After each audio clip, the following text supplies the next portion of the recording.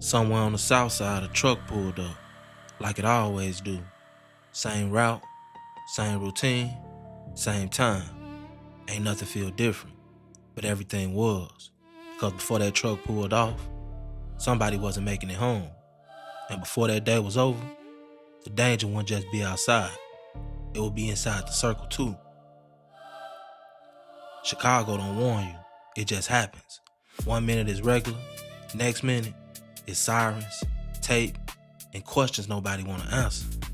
And this story right here, it ain't just about what happened in the open. It's about what happened after. The part people don't see, the part where everything really fell apart. Early morning energy, cold air, street still waking up. LaShonda Hart's on the clock, focused, locked in. This ain't her first time doing this, just another stop. Another day trying to make it back home. No drama, no problem, just work. And sometimes, that's all it takes for a life to change. Not too far away, different type of movement going on.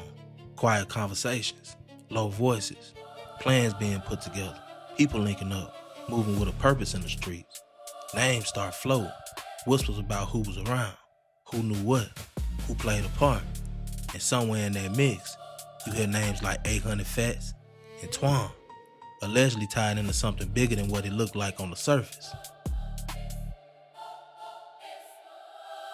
Back on that block, everything's still normal. Truck parked, door open, routine in motion.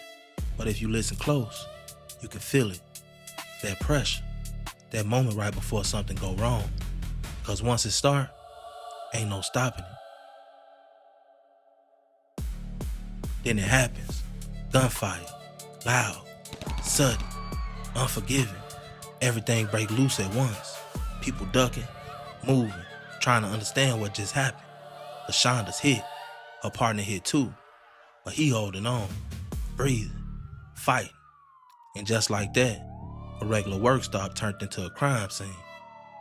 Breaking news update, LaShonda Harts, an armored truck guard, gunned down in the middle of the day. Tonight, the manhunt for her killer and the other masked suspects enters its 12th hour. CBS News' Marie Saavedra is at the University of Chicago Hospital, where Hart's partner is fighting to live. Marie. Right, Erica, that 46-year-old guard is still at last check in critical condition. He and Hartz were doing a routine part of their job, one that can be very dangerous. In this case, it proved deadly. Friends and loved ones are stunned. I cannot believe that. I don't even know how to process that. To learn LaShonda Hartz died doing a job she wanted and worked for. Her name is still on the mailbox at the home she used to rent from Venus, London. We always encouraged her as a family to just pursue her dreams, and she did. She said she was going to do it, and she made that happen. That was something she really aspired to do.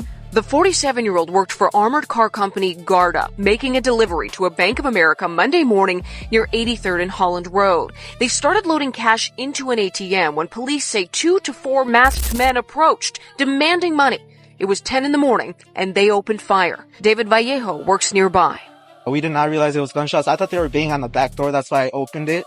And that's when I saw the cars turning. The suspects escaped in a getaway car after firing 2 bullets that hit Hart's partner and 6 that struck her. Both were rushed to University of Chicago Hospital, where Hartz died. Investigators combed the scene for the next 8 hours, looking for evidence as to who would target these guards, forcing Hart's loved ones to go on without her, all because she was doing her job. She was somebody's mother. She was somebody's grandmother. She was a person. Garda sent us a statement saying its focus right now is on the families of Hartz and her partner. For the investigation, it is now under the control of the FBI due to the nature of the crime. That also means they are spearheading the manhunt for the suspects that continues. We are live outside the University of Chicago Hospital. Marie Saavedra, CBS 2 News. Marie, thank you.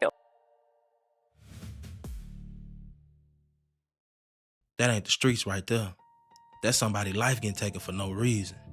Now it's movement, fast decisions, everybody trying to get gone, adrenaline high, hearts racing, nobody thinking clear. Cause when it go left like that, you ain't following no plan no more. You just reacted. But here's where it get different. Something ain't sitting right. Energy shifted. Conversations getting shorter. Looks getting longer. Trust getting thinner. And then trust start breaking. And that's when the real danger show up. According to prosecutors, it didn't take days. It didn't take weeks. It was hours. Hours before the same circle started collapsing from the inside. No outsiders. No ops. Just people who was just together. Now looking at each other different. Two people tied to it. Never got the chance to move forward. One of them known as Dewey for. The other, Spook. Another associate caught in the middle of it all. Allegedly, they ain't fought the enemies. They fell to their own. Some niggas that they was with. Crazy part about it is, Dewey 4 and Fat was actually cousins. New charges tonight in the shooting death of an armored car driver. And now police believe the two men in custody also killed two members of their own crew that same day. Tia Ewing has more on the update from police tonight and spoke with one of the victim's friends. Tia. Well, we've learned that this crime spree spanned for a total of 8 miles. A beloved armored security guard was killed. And in addition to that, Chicago police say the bad guys turned on their own robbery crew. Both are charged with first-degree murder for the killing of the female guard. Police say these two went on an all-out crime spree. 19-year-old Twan Montgomery and 20-year-old DeAndre Jennings. The crime spree started at this Bank of America, where 47-year-old LaShonda Harts lost her life. She loved God. So her heart, she had a heart of gold.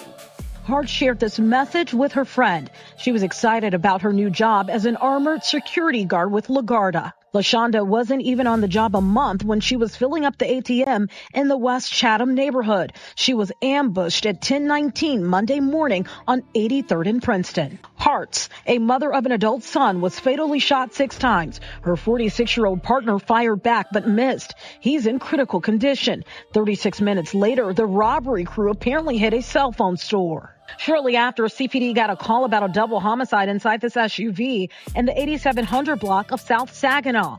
Outside the car were Boost mobile phones from the store robbery. Police say the 2 men inside were dead and the 2 suspects, now in custody, ran into a home nearby. Police recovered the guns used to fire at Harts and her partner. After the robberies and murders, they got into an altercation with each other, and 2 are deceased and 2 are charged.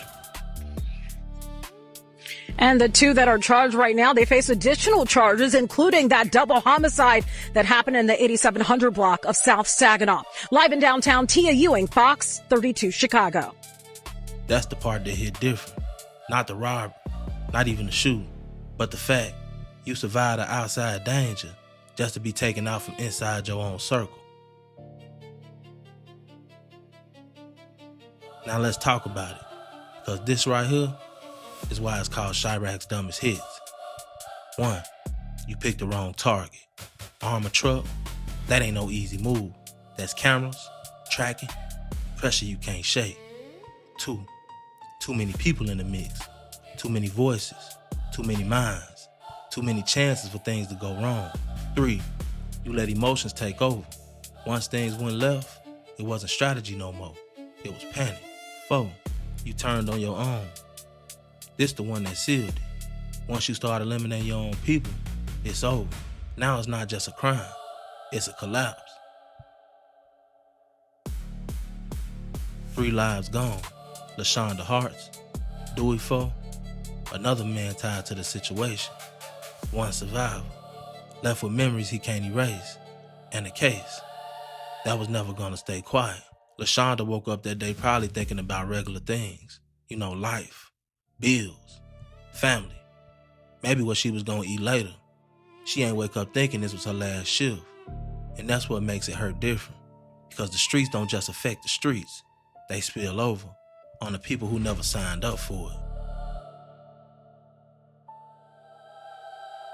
And I think that what we can learn from one of the dumbest hits in Chiraq history is this. This ain't about glorifying nothing. This about understanding how fast one decision can turn into 10. How greed turn into panic. How panic turn into betrayal. And how betrayal leave everybody losing. They thought they was chasing money, but really, they was running straight into consequences.